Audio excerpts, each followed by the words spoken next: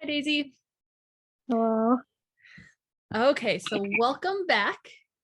Um, Today, the first lesson that we're going to do from my book, the Reading Strategies book, is Let the Blurb Help You, and it is strategy 5.10. I'm just going to get my timer set here. I forgot to get that set. Okay. All right, Daisy.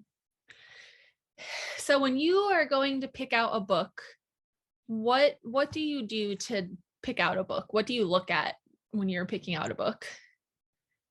The title, obviously, what it's Yep. about. Look at the picture to get some ideas. And Definitely. maybe read like one page of it to see if I like it. It's a good idea. I actually will do that too. I'll usually open the first chapter and to read the first page to see if the book catches my attention. Mm, Another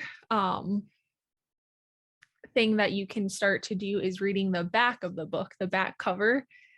It usually has a little blurb, is what mhm. we're going to call it in this lesson. But it's like a summary of the book. It has a lot of important information on the back of the book. And that's important to do whether you're reading a book for fun to pick out on your own. It's important to do if your teacher gives you a book to read, just because there's a lot of information in that tiny little paragraph on the back of the book. And it helps us get background knowledge. It helps us activate some background knowledge and helps us get familiar with what we're about to read in that book. So, when we are reading the back of the book, you can ask yourself 3 questions. And I like to have a reading journal to help keep track of all of this. It's a lot of information, Mm, but you can ask yourself, what is the structure of the text? So, is it one story? Is the book about one story, one person, or is it about 5? Is there 5 different stories in one book? mm, So that's one thing that we want to look for. And then we just want to look for the main problem of a book and the theme of the book. Do you know what a theme is for a book? You know what yeah. that means? Mm, It's like the moral. It's a little tricky. The theme is. It's kind of like the morals of a story. mm. Um, and then of course the main problem is the main problem of the book. Um, so this is all information that we're going to find on the back of a book cover.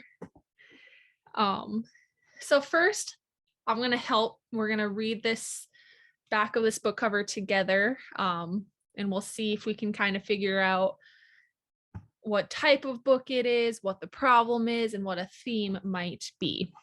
So if you want to pull up, it's the first one. It is from a book called Hound Dog True. Okay. So when we look at the back of this book, first off, we see it has a little square box that says custodial wisdom. Never use a metal ladder in an electric storm. Bring an extra garbage can to the cafeteria on Turkey Drumettes Day. Fix things before they get too big for fixing. Just 1 week until school starts. 1 week until Maddie Breen is the new girl again. 1 week until she has to introduce herself and try to make friends. Unless she can convince her Uncle Potluck, the school janitor, to take her on as a custodial apprentice. Then she'll have important work to do during lunch and recess. Work that will keep her safely away from the other 5th graders. All she has to do is stick to the custodial wisdom she writes in her notebook. Too bad her notebook doesn't tell her what to do when Quincy Sweet keeps popping up out of nowhere. or how long to talk to mama, or how to talk to mama about things that really matter, or what to do when her carefully thought out apprentice plan comes crashing down all around her. But maybe everything going wrong can begin to show Maddie what's right about sharing part of herself, about doing one small brave thing, about making a friend she can trust with her secrets, a friend who is hound dog true. So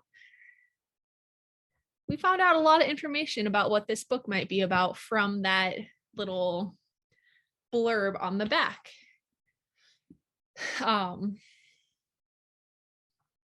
So what I found out from reading the back of that book was that this book just has one story in it. It's not 5 stories in one book. It's not 3 stories. It's one story. And this book is about Maddie. I think the main problem is that Maddie is the new girl at school. And she has trouble making friends. And that she wants to work as a janitor for her uncle.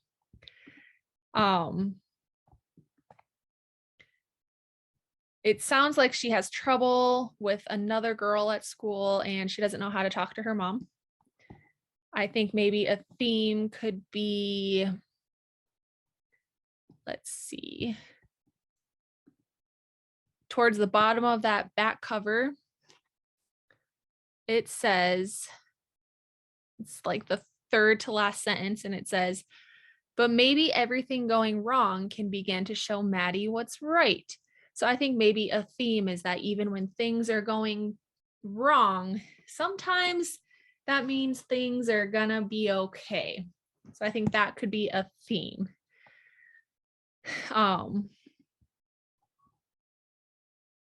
So yeah, you just kind of got to look and try to figure out who the character is, what the problem is, and what a theme is of it. So let's see. Next, I am going to have you read the back cover of a book.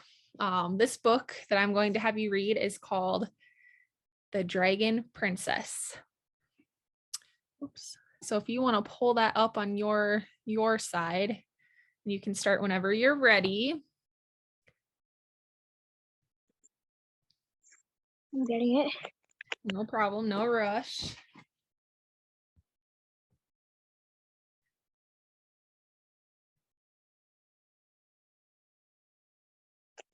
There, I have it up. Do you have it? Meet Millie, the charming but somewhat cursed daughter of Princess Emma and Prince Edric. Why cursed? You see, every time Millie gets mad, she turns into a dragon, and not a cute pink dragon either. She becomes a full-on green-scaled, huge-winged, fire-breathing dragon big enough to scare everyone, including potential suitors who can seek her hand in marriage. It's embarrassing, even maddening, that this happens, but no one seems to have any answers for her until she hears about a witch in the far reaches of the icy north, a witch guarded by frightening, abominable snowmen who have no interest in helping a princess in distress. All right, good. So first, I want to talk about a word before we talk about the whole part of it. Suitors. So do you know what that means? No. That's like another word for boyfriends or potential boyfriends. So when she turns into this big fire-breathing dragon, it scares away potential boyfriends. Mm. It's a word they used to use back in the day when they had princesses and princes. Okay. So we read the blurb. So based on what we read, what do you think the structure of the book is? Do you think it's just one story or do you think it's multiple stories?